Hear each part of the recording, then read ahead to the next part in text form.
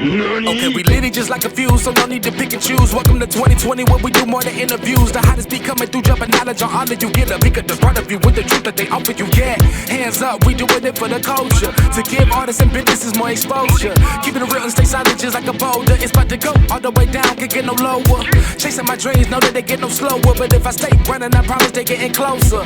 Moreover, success my older. And if you're sleeping on me, I'm waking them up like Folgers. I told you, coming from the land with the tide roll. Well, we'll be on a whole different vibe though. We like to ride slow and keep our windows tinted so you really can see us like Stevie Wonder waking up with his eyes closed. Yeah, got the kind of flow that rock the boat. On my 16s of pounds of dope. And if you figure you can hang with me on the mic, then grab some rope. Matter of fact, better grab some hope. While you at it, we keep it live, it's time to tune in. Turn up the sound on what you're using.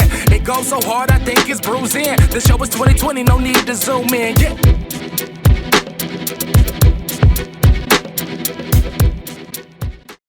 Hey, yo, what's up? It's your boy, Sirr of the 2020 Podcast, LLC.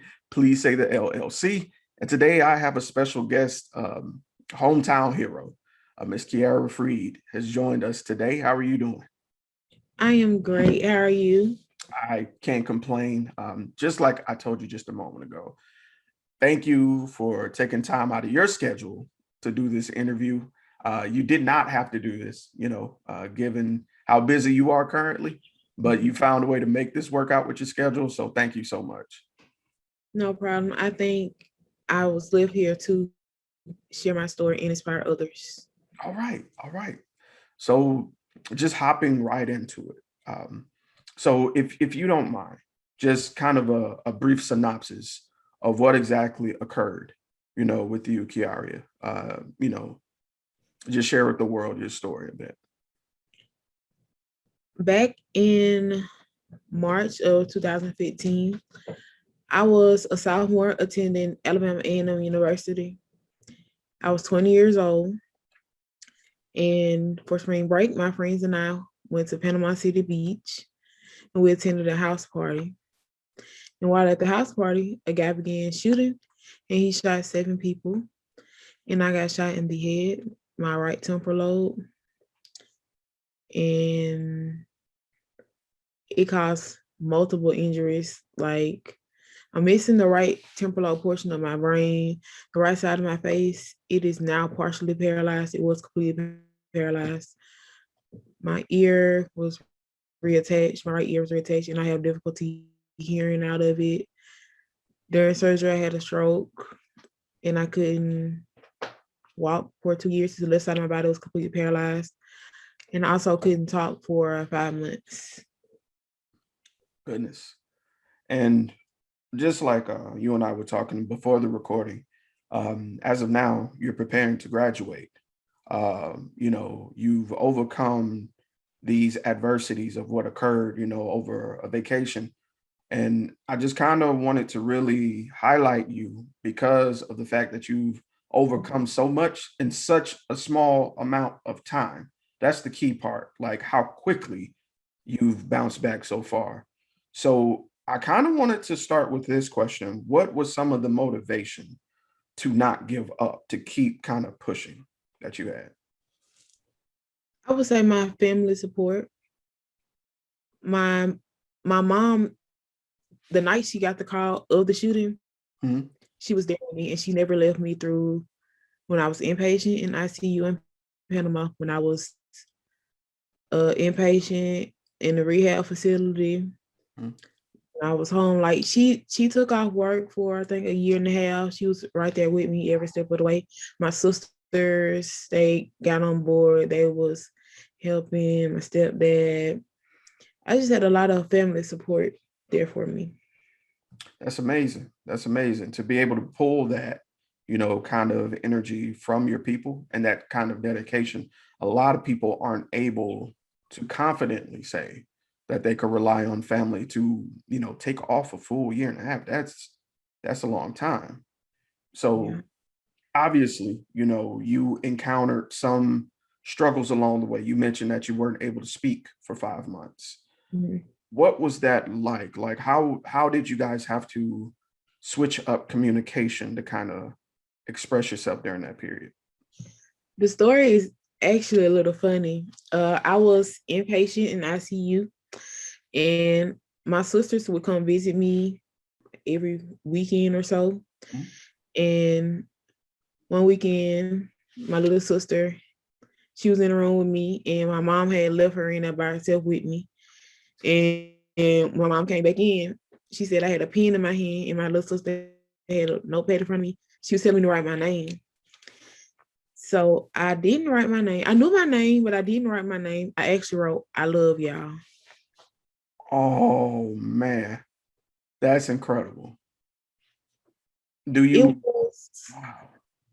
it was just what I felt. I didn't know what was going on, but I just knew that they were there for me.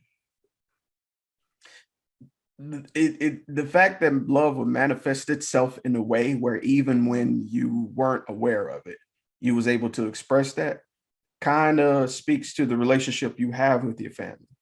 Would you say that family is kind of a priority for you? Yes, I'm very big on family. I always have been. I can see that. I can see that. I can see that. I can see that. So let's walk a little bit more towards it. Like looking from your family's perspective, after 5 months, you get the ability to speak back. Like what was the time frame after that did you start to kind of recuperate, getting back into things? Um, Starting this when I was able to speak, my voice was very, very low. So they still have difficulty hearing me now, but I was very soft spoken and I couldn't, well, I was eating pureed food, like my food was grounded up and stuff. Yeah. And that's it basically. Okay. Okay. No, that's fine. I understand that's not an easy task, kind of getting back into the swing of things, not being able to speak, at all, and kind Mhm. of transitioning back into that communication style. Was that kind of like a taxing period? Was it like did it take a lot of energy from you communicating that way in that period of time? Um, in the beginning, it did because I had a trach, and through therapy, I was using a speaking valve, the thing that you can hear, like I Right. can talk through, kind of whatever. And that was very difficult because it took a lot of breath support, and my system wasn't built up enough. I didn't have enough support myself to actually speak for long. Okay. No, I understand you want to kind of take your break and not overexert yourself. Mhm. So, were there any other things afterwards that you had to kind of get back in the swing of doing? I imagine, walking or perhaps, just getting those functions back. What was probably the most difficult part? Just daily living tests. I was wheelchair bound for 2 years. So transportation was a really big test for us because I was in a wheelchair. And to get me in and out of the car, my family would have to use this thing called a Hoyer lift. They would put me like in a sack and pump the Hoyer lift up and swing me in the car. Oh, And it took a lot out of them and myself. But after a while, we were eventually able to purchase a van that was wheelchair accessible, where they would roll me on the wheelchair ramp and it lift up and it goes into the van. okay. And all right.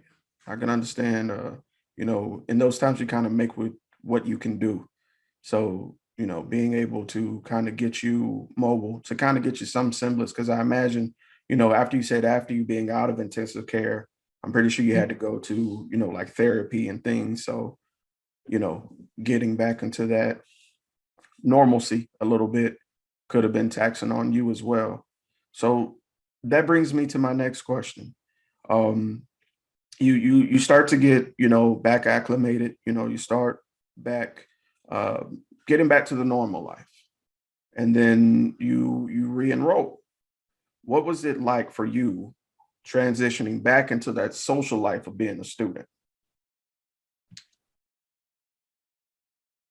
School was my social outlet at that time because it was just me going to therapy and doctor's appointments.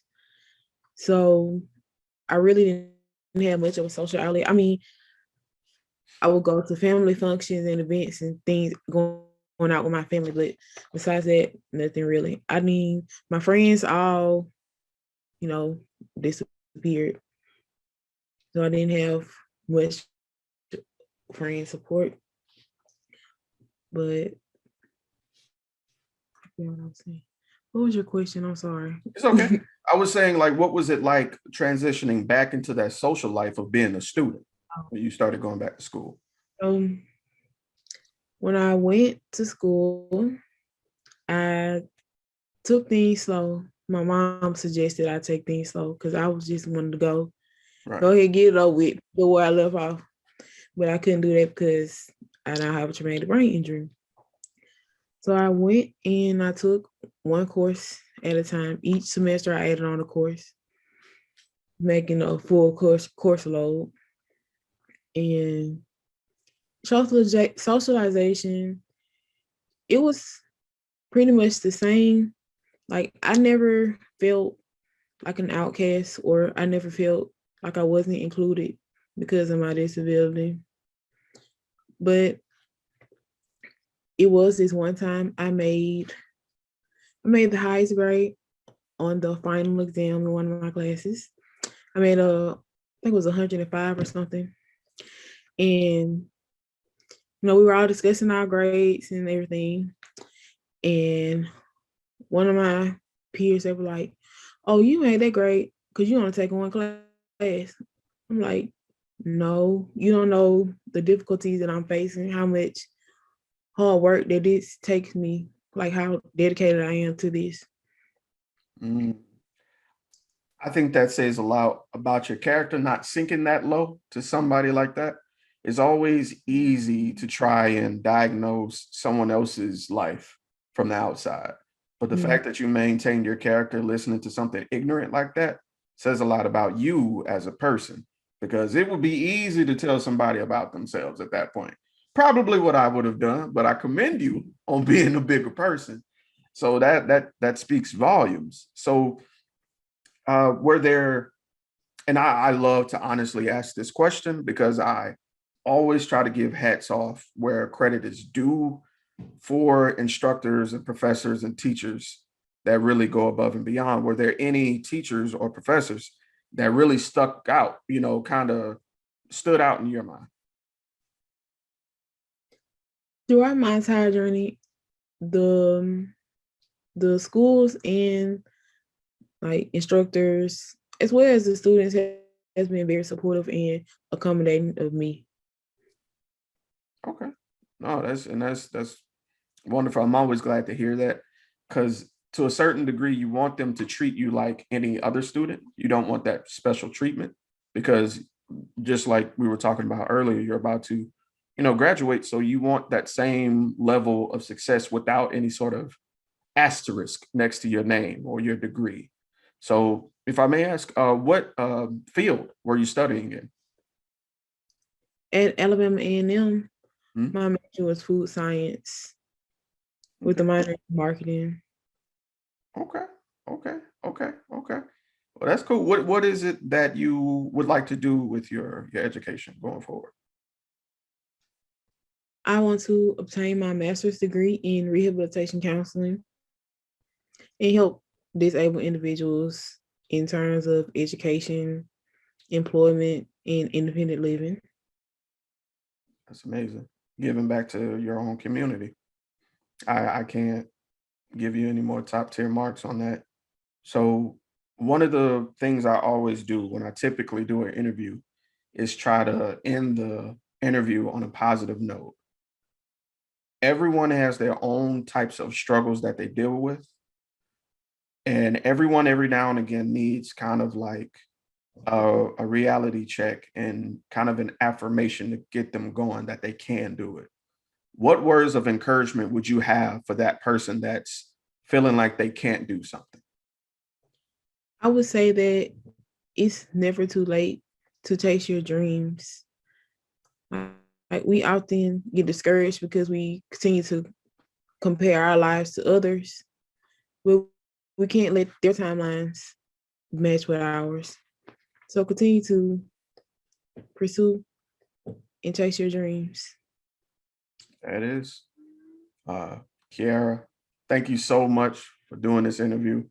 I was enamored with this story. I definitely am appreciative again of you doing this interview. If anyone wanted to contact you on social media, whether to discuss your inspirations or you maybe want to link up with you to work on something, or maybe just may want to interview you as well, what's the best way to contact you on social media? I'm on Facebook. My Facebook name is my name, Kearria Freed. I'm on Instagram, special K _ I think. I don't know. And I also have my own nonprofit organization, Kearria Foundation. Really? Our mission is to provide hope and recovery resources for young adults who are survivors of traumatic brain injuries, because there's very limited resources for their general population. Okay. So you can reach me at Kearria Foundation on Facebook and Instagram as well. Awesome. And how long have you had this nonprofit? It will be a year in July. Awesome. So right around that pandemic era, you Yeah. got yours going. Yeah, I'm for it. Yeah, I love it. I look forward to see what else you do for the city, for the people. Again, thank you so much for doing this interview. And this has been Sirr, Ms. Freed herself, and we are out.